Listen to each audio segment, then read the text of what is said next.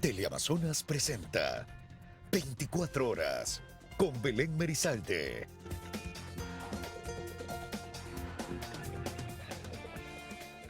Aquí empezamos con las noticias, amigos. Por las intensas lluvias registradas ayer en Quito, una quebrada de la parroquia de Guayabamba se desbordó, provocando deslizamientos e inundaciones. Varias viviendas resultaron afectadas y vehículos quedaron atrapados.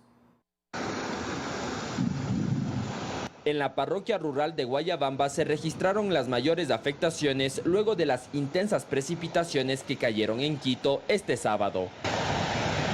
Una moradora de esa localidad captó la magnitud de las inundaciones y cómo se formó un río de lodo y escombros que arrastró a varios vehículos. Gran parte de ese material acumulado descendió hasta la avenida Simón Bolívar, la vía principal de Guayabamba. 20 viviendas, donde en su mayoría funcionan locales comerciales, se inundaron. Afortunadamente no se reportaron personas heridas. Aquí se entró todo el agua y perdió mi hijo todas las cosas, cobijas, ropa, herramientas, todo lo que trabajaba. Ahorita no tiene nada. Fue muy rápido que el agua empezó a meterse y todos los locales han perdido muchos frigoríficos, carne, materia prima. Equipos de emergencia de varias instituciones llegaron al lugar para los trabajos de limpieza. En el caso del Cuerpo de Bomberos de Quito, en esas labores participaron 30 efectivos. La causa de estas inundaciones fue nuevamente el desbordamiento de una quebrada durante la época invernal. Producto de las altas lluvias tuvimos el deslizamiento, el desborde de la quebrada Bello Horizonte, que provocó que la quebrada seca traiga este flujo de lodo hacia la avenida Simón Bolívar aquí en el sector de Guayabamba. Además, se especificó el sitio exacto donde se produjo la acumulación de lodo y posterior descenso hacia la vía principal. En el sector de la fábrica de Galleta Superior. En la parte superior de la fábrica tenemos algunos colectores. Por la cantidad de lluvia comenzó a desbordarse y eso fue bajando todo lo que son lodos, restos, basura. Los trabajos para la evacuación del lodo y retiro de escombros de las viviendas afectadas se extendieron hasta la noche. Estas inundaciones no provocaron daños en las viviendas ni colapsos estructurales. El Cuerpo de Bomberos de Quito informó vía Twitter que la mañana de este domingo realiza una nueva inspección en el sector Horizonte Bello y que con drones se evalúan los daños. Y justamente nuestro compañero Alberto Luna se trasladó hoy a esa localidad para informarnos cómo avanzan los trabajos de limpieza. Hola Alberto, cuéntanos qué ocurre a esta hora. ¿Qué tal, Belén, amigos televidentes? Buenas tardes. Desde tempranas horas de este domingo se realizan los trabajos de limpieza en la parroquia de Guayabamba tras los escombros, el lodo que se acumuló el día de ayer después de unas intensas precipitaciones que se registraron por la tarde. Nosotros vamos a conversar con el secretario de Seguridad para que nos explique cómo avanzan estos trabajos de limpieza, con cuánto personal ustedes están trabajando aquí y sobre todo lo que quiere saber la ciudadanía es el tema de la vía principal, la avenida Simón Bolívar. ¿Aproximadamente en qué tiempo estará habilitada? Bueno, nos encontramos aquí desde la tarde del día de ayer por disposición del señor alcalde, todas las entidades municipales con el fin de atender esta emergencia que ocurrió en el sector de Guayabamba. En realidad son dos emergencias, una en el sector de Belo Horizonte, en que hubo una saturación del suelo producto de las intensas lluvias, lo que hizo que exista un movimiento en masa y haya un movimiento de lodo que llegó hasta la calle principal del sector de Guayabamba, la misma que está siendo ya atendida por todas las organizaciones municipales, las empresas municipales con la maquinaria. Aproximadamente el 80% ya del lodo está desalojado y actualmente nos encontramos en otro sector, en el sector del Collao, en donde hubo un incremento del río, sí, hubo una inundación en toda esta zona y también estamos atendiendo a todas las familias aquí afectadas, en la que se puede encontrar también ayudas humanitarias. Estamos ayudando a la gente para que no pase el frío en la noche desde ayer a la madrugada y hoy pues vamos a dejar limpio todo este sector. Esa parte es importante saber cuántas familias han resultado afectadas. La información que tenemos es que afortunadamente no hay personas heridas, pero sí afectaciones. No hay víctimas mortales ni personas heridas ventajosamente, sin embargo sí hay daños de bienes inmuebles y pérdida de enseres. Hemos activado las ayudas humanitarias correspondientes, aproximadamente son 15 locales comerciales en la avenida principal, denominada Simón Bolívar, y en esta zona que son 4 familias que ya han sido atendidas con bonos de vulnerabilidad y ayudas humanitarias. Las causas de lo que ocurrió el día de ayer están relacionadas únicamente a fenómeno natural, porque hemos conversado con moradores y lo que nos dijeron es que tal vez una construcción en la parte de arriba donde se acumuló el material pudo haber ocasionado el deslizamiento, el derrumbe de lodo y escombros. En Belo Horizonte aproximadamente llovió 26 milímetros, sí, lo que ocasionó una saturación del suelo en la parte alta de Guadabamba. Belo Horizonte es una urbanización sobre Guadabamba y que tiene taludes, sí, estos taludes se vieron afectados por la humedad de las lluvias intensas y eso provocó que existe este movimiento en masa, que lastimosamente es un producto de la naturaleza y terminó en la parte baja de Guadabamba, en la principal, pero estamos atendiendo de la manera más pronta posible.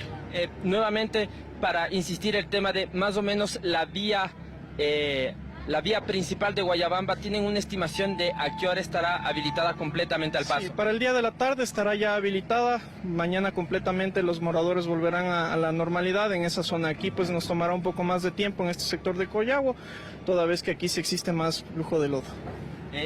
También se están aplicando un desvío para que los vehículos puedan pasar a Guayabamba. Puesto con la Agencia Metropolitana de Tránsito se están realizando los correspondientes desvíos para tener toda la seguridad del caso en el caso de la movilidad. Sin embargo, las vías para acceso a la Guayabamba no están cerradas, continúa la llegada hacia Guayabamba. Perfecto, muchísimas gracias. Esta es la información, amigos televidentes. Importante reiterar, los conductores pueden venir a Guayabamba y pasar también con rumbo a Ibarra sin ningún inconveniente. Hay paso.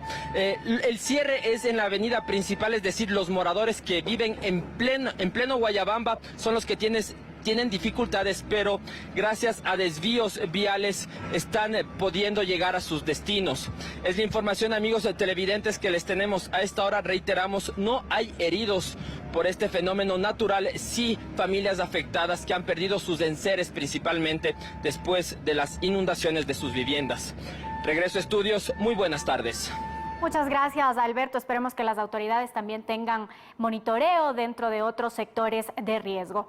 Mientras tanto, en otros lugares del norte de la capital se reportó la caída de granizo. Además, tormentas eléctricas con relámpagos que registran una mayor intensidad a la normal. Desde el INAMI se informó que las fuertes precipitaciones continuarán los próximos días.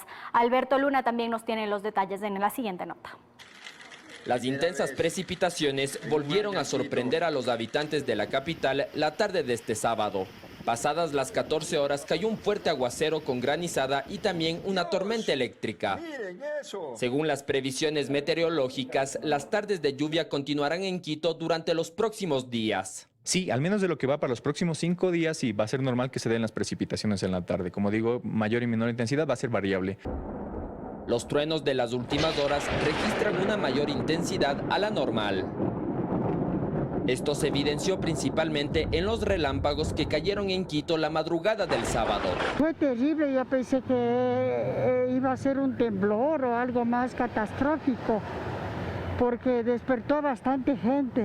La tormenta de rayo es bastante fuerte, pero creo que el clima está así. Estamos en pleno invierno, ahora está más agudo el clima. El técnico del INAMI explicó que eso se debe a un aumento de la temperatura durante las mañanas y el cambio brusco que generan las precipitaciones de la tarde. Bastantes estruendos, de hecho es bastante inusual que llegue a darse de la manera en la que se dio en horas de la noche, pero esto responde también a que ayer tuvimos bastante calentamiento, algo que venía en toda la semana no siendo recurrente.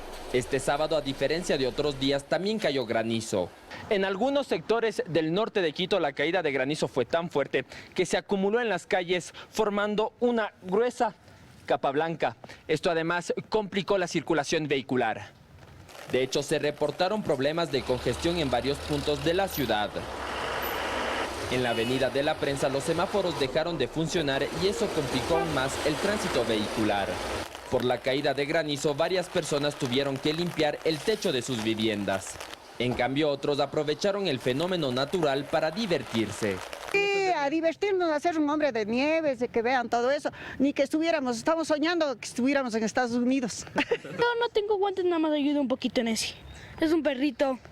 Por otra parte, debido a estas precipitaciones, personal de la Secretaría de Seguridad del municipio y del Cuerpo de Bomberos realizó un sobrevuelo por las faldas del Pichincha para constatar el estado de las quebradas aledañas como la del Tejado. Según las autoridades, no existen las condiciones para que ocurra otro aluvión como el del año pasado que dejó 28 personas fallecidas en los sectores de La Gasca y La Comuna.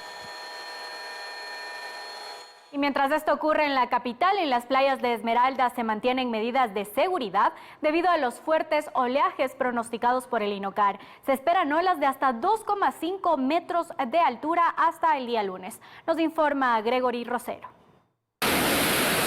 Hay alerta en las costas ecuatorianas, pues el Instituto Oceanográfico de la Armada, mediante boletín oficial, anunció que se tendrá un nivel medio de amenazas debido al oleaje. Este fenómeno, que proviene del noroeste, traerá olas de hasta 2,5 metros en la franja costera. En la provincia de Esmeralda se toman todas las medidas necesarias para precautelar la seguridad de los propios y extraños. Ante ello, Jaime Sánchez comenta que hace 2 días existió una persona ahogada. Hace 2 días sí hubo un ahogado hacia la parte de allá de Balao. Al menos 35 playas ecuatorianas se encuentran en alerta mediante los fuertes oleajes registrados durante esta semana y de acuerdo al pronóstico de olas en las playas ecuatorianas, según el INOCAR. Sí, las personas están acatando las disposiciones y las recomendaciones que le estamos haciendo. Hay personas que sí se enojan, sí dicen yo sé nadar y no molesten, saben decir.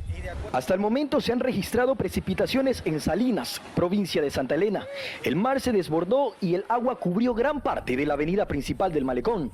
En cambio, en las playas de Manta, provincia de Manabí, las fuertes olas del mar se han vuelto agitadas, provocando ciertos daños estructurales e impidiendo a los comerciantes a realizar sus actividades.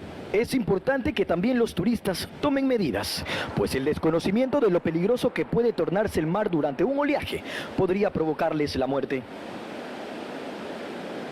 Y ante la caída de ceniza, los comuneros que viven en las faldas del volcán Cotopaxi se encuentran preocupados por el líquido vital. Por ello caminaron por las quebradas para verificar el estado de las fuentes de agua y piden la atención de las autoridades para proteger las tomas y tanques de agua. Juan Pablo Toro nos cuenta más en el siguiente reportaje. Veamos.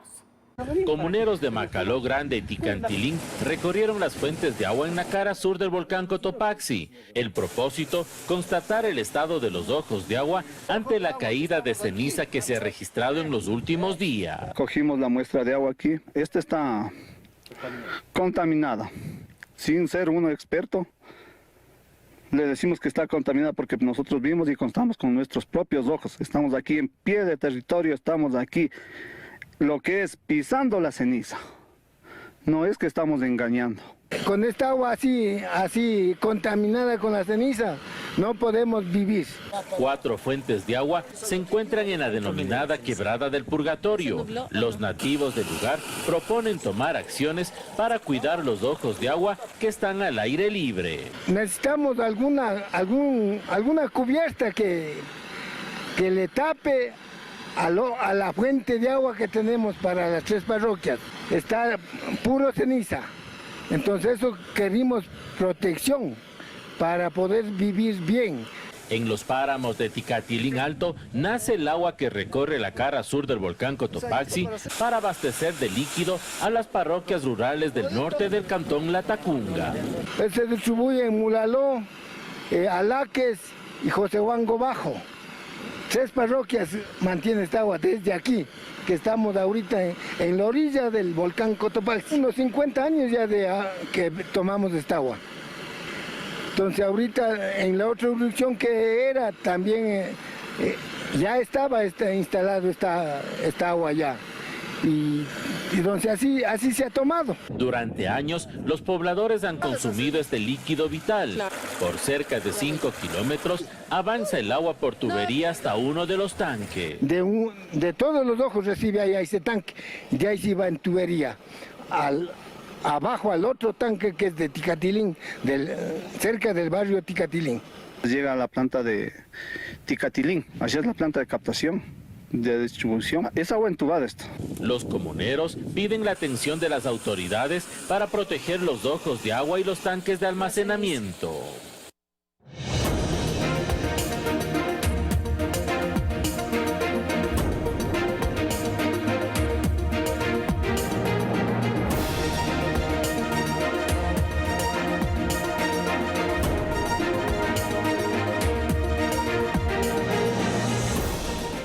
Hoy se realizará la segunda jornada de debates de los candidatos a alcaldes con miras a los comicios seccionales del 5 de febrero.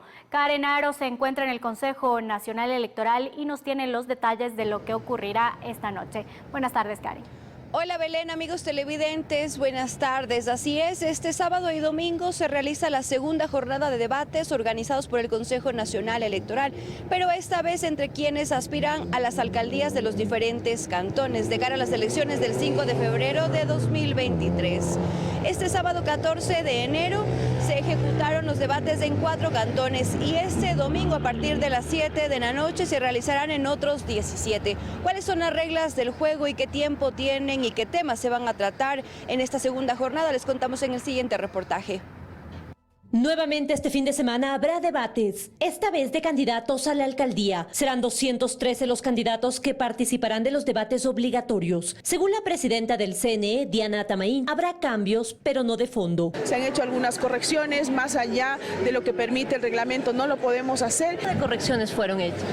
Bueno, por ejemplo, tuvimos observaciones del lenguaje de señas que no fueron las adecuadas, escenografía en algunas provincias donde no correspondía de acuerdo al formato que debe ser igual para todos los casos. Los debates están regidos por un reglamento y manual expedidos por el CNE y las preguntas fueron elaboradas por un comité nacional. Según las reglas del juego están dadas, no podemos hacer cambios, sino continuar con los formatos establecidos y lo que esperamos que la ciudadanía esté atenta a los debates para que escuche los planes de trabajo. El día sábado debatirán en 2 bloques, desde las 16 horas hasta las 22:30 los candidatos a la alcaldía de Durán y Milagro en Guayas, y en Manabí desde las 17:30 hasta las 22:30 los candidatos a las alcaldías de Chone y Manta. El día domingo los debates serán entre las 19 horas y las 22 horas para los candidatos a las alcaldías de Cuenca, Latacunga, Riobamba, Machala, Esmeraldas, Daule, Guayaquil, Otavalo, Ibarra, Loja, Babahoyo, Quevedo, Portoviejo, Quito, Ambato, Santo Domingo de los Áchilas y Santa Elena. La presidenta del Consejo Nacional Electoral explica qué ventajas tendrán quienes participarán de estos nuevos debates. Este grupo de candidatos que van a la alcaldía y van a debatir tiene una ventaja, que ya se familiarizaron con el formato del debate, de los tiempos que son muy rigurosos y que deben aprovechar al máximo para presentar sus propuestas de campaña. Y les recuerda a todos los candidatos que el debate es de carácter obligatorio. De no asistir estarían incurriendo en una infracción electoral muy grave. Hay una sanción, una de las sanciones puede ser la descalificación del candidato y eso tiene que seguir un proceso y lo determina el Tribunal Contencioso Electoral. Con esto avanza el calendario electoral con un hito más previo al día de elecciones el 5 de febrero. Para finalizar, nada más recordar a los ciudadanos que los 17 debates iniciarán a las 7 de la noche este domingo y está previsto que se extiendan más o menos hasta las 10 de la noche. Recordarles que ustedes en los diferentes cantones pueden seguir de manera digital o a través de las televisoras locales. Es la información a esta hora. Belén, continúas tú con más información. Que tengan una buena tarde. Muchas gracias, Karen, por ese completo informe. Y en Guayaquil también existe expectativa de lo que será esta noche el debate para conocer las propuestas de los candidatos. Para ello, nuestra compañera Vanessa Robles se trasladó hacia el CNE en esa localidad y nos cuenta los detalles. Hola, Vanessa. ¿Qué tal, amigos? Buenas tardes. Así es, son 11 candidatos, 9 hombres y 2 mujeres quienes buscan la alcaldía de Guayaquil y debatirán sus propuestas a partir de las 7:30 de la noche en el Teatro Centro de Arte, en el marco del debate electoral obligatorio del CNE previo a las seccionales de este 5 de febrero. Los guayaquileños escucharán las perspectivas de los postulantes en torno a 4 ejes: seguridad, economía y reactivación, medio ambiente y administración seccional. En el primer bloque estarán Jimmy Jairala de Centro Democrático, Pedro Pablo Duarte de Suma, Aquiles Álvarez de Revolución Ciudadana, Antonio Orbe de Avanza, Rocío Serrano de Sociedad Patriótica y Jonathan Parra de Mover.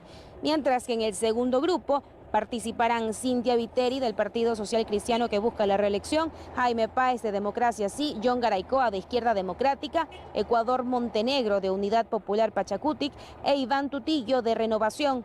Se trata del debate del GAT cantonal más grande del país. Cada candidato tiene 1 minuto para responder las preguntas, luego 15 segundos para las repreguntas y el candidato interpelado cuenta con otros 45 segundos para responder. El debate inicia con una explicación de la metodología del mismo, una hoja de vida de cada uno de los participantes y 45 segundos para explicar los planes de gobierno. Estas intervenciones se podrán visualizar a través de las redes oficiales del CNE y canales aliados. Está previsto que culmine a las 10:30 de la noche. Es lo que les podemos actualizar desde Guayaquil. Ustedes siguen con más. Muchas gracias, Vanessa. El Consejo Nacional Electoral aprobó un primer informe de la Dirección Nacional de Estadística en el que se autoriza a 7 empresas y 4 personas naturales para que realicen pronósticos electorales y encuestas a boca de urna para la jornada electoral. Además, María Gracia Acosta nos informa en qué porcentaje avanzan ya las capacitaciones a miembros de juntas receptoras del voto. Veamos. Las primeras empresas que solicitaron hacer pronósticos electorales y encuestas a boca de urna ya fueron aprobadas por el Consejo Nacional Electoral. Los consejeros verificaron a las empresas y personas naturales. Se evidencia que la persona jurídica cumple con los requisitos establecidos en el artículo 6 del reglamento sobre personas naturales o jurídicas que realicen pronósticos electorales. Se observa que el peticionario cumple con el procedimiento y requisitos señalados en los artículos 4, 6, 7 y 9 del reglamento sobre personas naturales o jurídicas que realicen pronósticos electorales. Además, avanzando con el calendario electoral, la capacitación de miembros de juntas receptoras del voto es importante, especialmente para este proceso, en el que se puede decir que son 3 elecciones en una. Antes de que venga este tema del referéndum electoral, estuvo avanzado en un alto porcentaje. Se les realizó un nuevo llamado para que se capaciten en el tema del referéndum, básicamente en el sistema de escrutinio del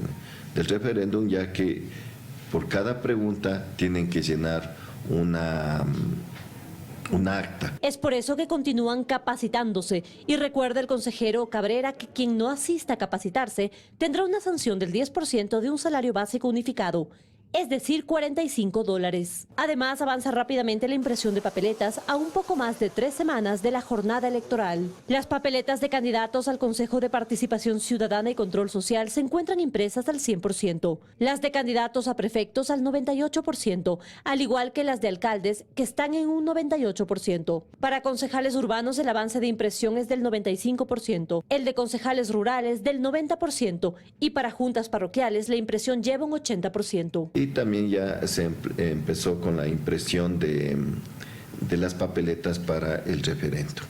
Entonces avanzamos el proceso de acuerdo al calendario. También la empresa encargada ya comenzó la integración de los kits electorales.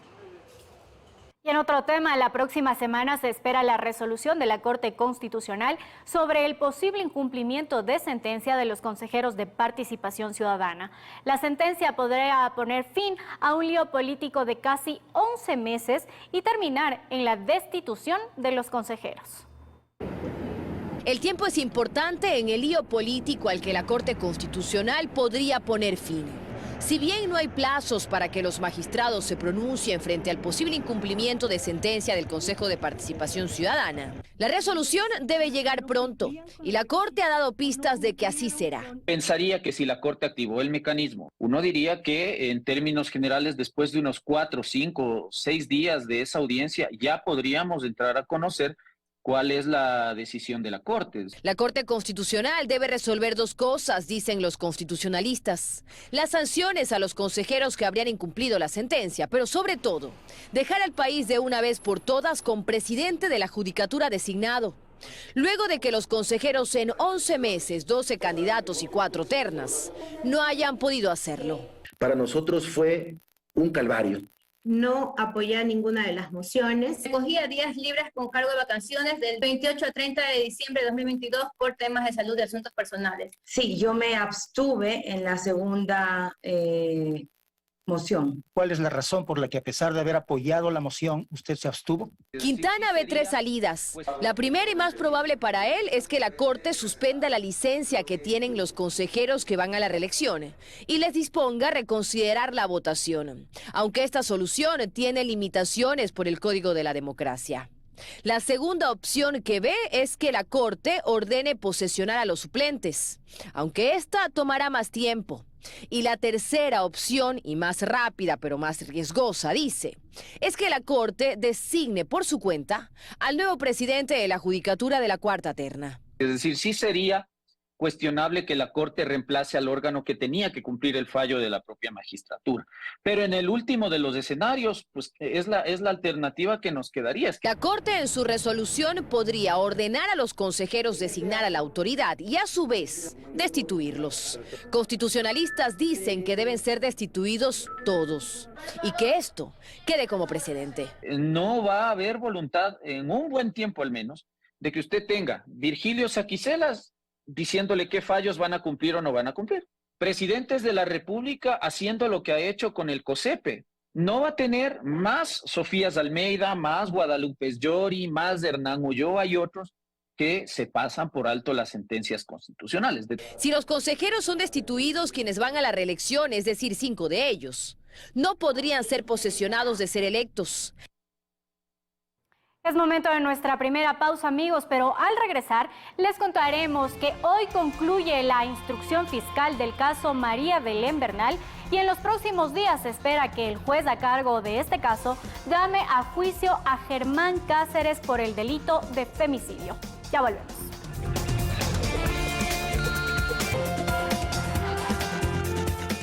Seguimos con más.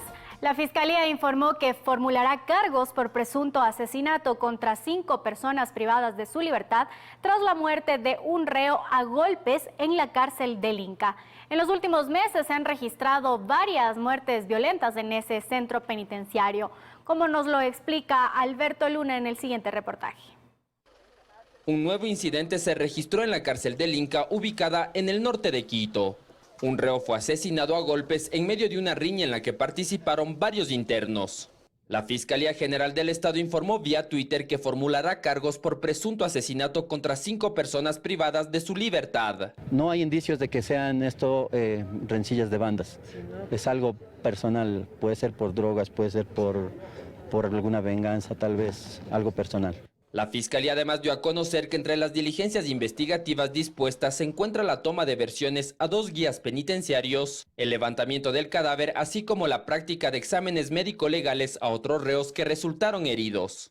La riña ocurrió al mediodía de este viernes cuando un grupo de pastores estaba en esa cárcel impartiendo oraciones. Entramos del pabellón de enfrente y a medio culto ya escuchamos de que teníamos que salir porque había habido un asesinato. Entonces, nos dejaron salir, salimos y hasta el momento que salimos ya comenzamos a darnos cuenta que ahí estaba la violencia interna. Este nuevo episodio de violencia en esa cárcel se suma a 2 hechos ocurridos en los últimos meses que evidencian lo difícil que es garantizar la seguridad en ese centro carcelario. En noviembre pasado se registró una masacre que dejó 10 reos asesinados tras el traslado de un cabecilla de la banda de los Lobos a la cárcel de La Roca en Guayaquil. Pocos días después, el director de la cárcel del Inca fue asesinado por sicarios mientras manejaba su vehículo. Esa cárcel está ubicada en medio de una zona residencial y como la mayoría de sus internos enfrentan penas por delitos menores, pocos incidentes o amotinamientos se habían registrado ahí, pero en los últimos meses eso ha cambiado. Un nuevo asesinato así lo demuestra. Y hoy concluye la instrucción fiscal del caso María Belén Bernal. ¿Qué viene después de esto? Con las pruebas que entregue Fiscalía, el juez que conoce este caso decidirá si llama a juicio a Germán Cáceres y otros implicados. La Fiscalía abrió la investigación de fraude procesal para determinar si hubo o no encubrimientos en la investigación de la muerte de Bernal. Además, las pesquisas buscan determinar si Cáceres tuvo ayuda de otros policías o superiores para huir del país el 14 de septiembre de 2022, es decir, 3 días después de haber matado a Bernal en las instalaciones de la Escuela Superior de Policía de Quito. El presidente Guillermo Lasso confirmó la detención de 7 personas involucradas con el asesinato de un dirigente barrial de Los Ceibos en Guayaquil. Luis Alfredo Zúñiga nos informa que la policía realizó varios allanamientos en horas de la madrugada. Luego de ocurrido el asesinato a tiros de Javier Rosero, dirigente barrial de Los Ceibos en Guayaquil, esto en horas de la mañana del viernes, la policía inició operativos y tan solo horas después ya hubo resultados. Logran localizar el vehículo motocicleta, el cual había sido el causante de los disparos conjuntamente con 2 individuos. Pero las acciones continuaron. En horas de la madrugada de este sábado se desarrollaron operativos en diferentes sectores de Guayaquil, logrando la detención de 7 personas. Luis P., quien no posee antecedentes, Edison Q., Andy L., Jorge A., Robert J., Robert A. y Víctor S. Este último posee una orden de detención por el delito de asesinato ocurrido el 15 de marzo del 2022. El presidente Guillermo Lasso confirmó la noticia en redes sociales e indicó: este es un recordatorio para las mafias. Si actúan, responderemos. Mientras, el ministro del Interior, Juan Zapata, también se refirió a la detención en redes sociales y exhortó a que no se permite impunidad en este caso. Durante los allanamientos se halló evidencia. 2 armas de fuego, un arma tipo fusil de fogueo con 6 cartuchos calibre 12 y 16 encontradas de un inmueble, la motocicleta reportada como robada, la cual fue usada por las víctimas para movilizarse y cumplir sus objetivos, y un vehículo Aveo Family, en el cual hicieron transbordo las víctimas luego de haber cometido el asesinato. El asesinato se dio en la ciudadela Los Ceibos de Guayaquil la mañana del viernes, mientras la víctima conducía su vehículo junto a su esposa. Sujetos en moto lo interceptaron y dispararon, acabando con su vida. 2 detenidos y 18 paquetes con droga deja un operativo ejecutado por la policía en el sector de Calderón, en el norte de Quito. Karen Aaron nos informa que los ciudadanos fueron apresados tras una persecución, pues intentaron darse a la fuga ante la presencia de los uniformados. Se trataba de un control de rutina en el sector de Bellavista, en Calderón, norte de Quito, el que los 2 ocupantes de este vehículo de color negro intentaron evadir, pero la policía inició de inmediato la persecución y lograron la detención de 2 ciudadanos de 22 y 25 años de edad, los que se habrían refugiado en una vivienda del lugar.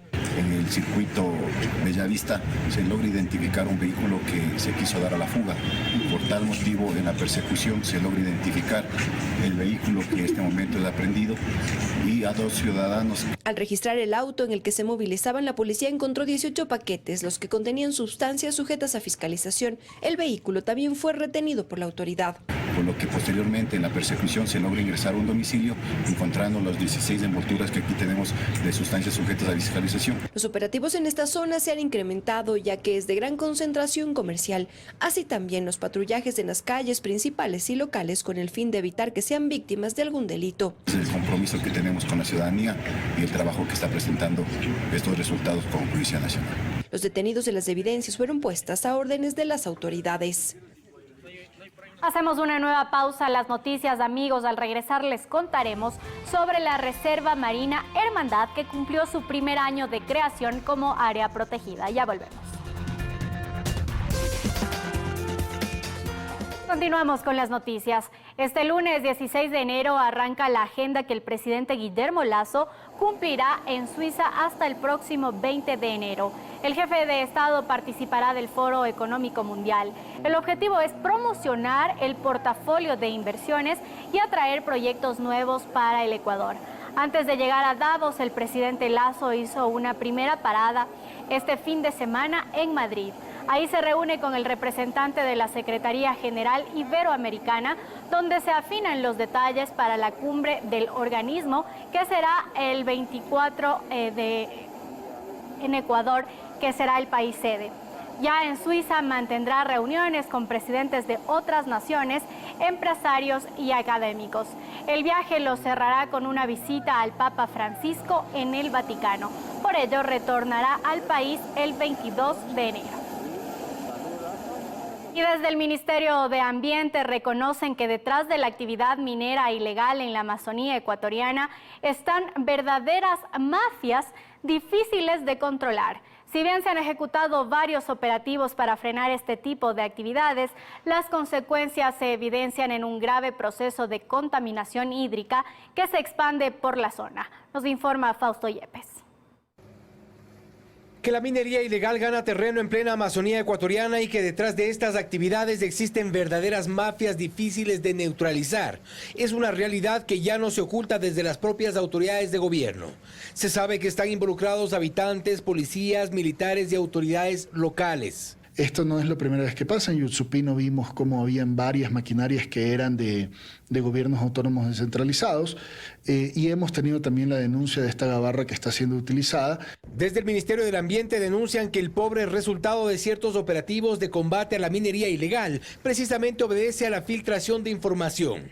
Lo sintieron en los primeros días de enero. Hubo denuncias, se coordinó un operativo, llegaron al lugar y nada. Se utilizan canales oficiales para hablar de estos operativos y la información se filtra. Pero preocupa aún más los efectos ambientales que la minería ilegal causa en estas zonas. Son decenas de puntos identificados, muchos de ellos intervenidos, pero en casi todos se ha detectado material altamente contaminante. El agua ya no es la misma. Y se encuentran vestigios del uso de mercurio. Eso es en realidad una de nuestras mayores preocupaciones porque es un contaminante persistente. Es uno de los casos en donde hemos encontrado vestigios, es decir, se nota o nos damos cuenta de que han usado estos químicos en el sitio, porque encontramos unas partículas de mercurio en un punto, porque encontramos unas partículas de cianuro en otro. Se plantea entonces la necesidad de una intervención más agresiva de policías y militares y mejor coordinación con Fiscalía y otras autoridades. Si no se desarticula las mafias de la minería ilegal, en pocos meses esta reserva habrá sido devastada.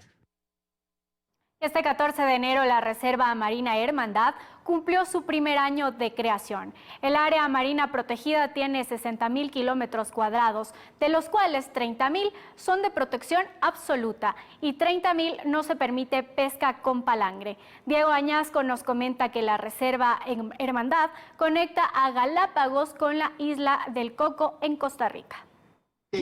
Hace un año, el 14 de enero de 2022, se cristalizaba en Puerto Ayora, Isla Santa Cruz, un nuevo hito en la conservación marina del mundo: la creación de la Reserva Marina Hermandad. Fue el presidente Lazo que, con invitados de honor como los expresidentes Bill Clinton de Estados Unidos e Iván Duque de Colombia, firmaba el decreto de creación de la tercera área natural protegida de Galápagos.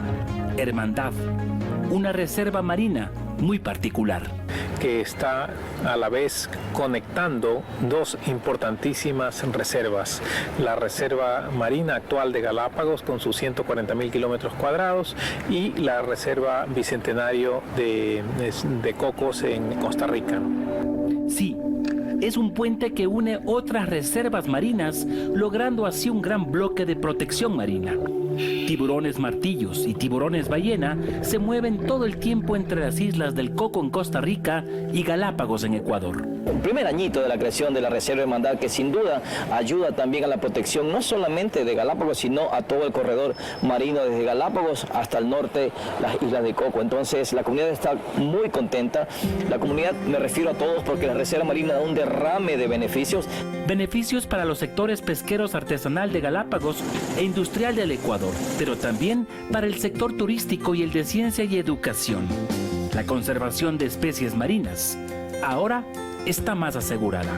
A partir de que se crea la Reserva Marina Hermandad, el sector pesquero industrial, que es el principal usuario de esa zona porque está muy lejana de acá, básicamente automáticamente salió del área y no está pescando. El plan de manejo que regirá esta área marina protegida de 60.000 kilómetros cuadrados está en su fase final. Fue construido de forma participativa entre todos quienes mantienen un vínculo con el mar que rodea a Galápagos.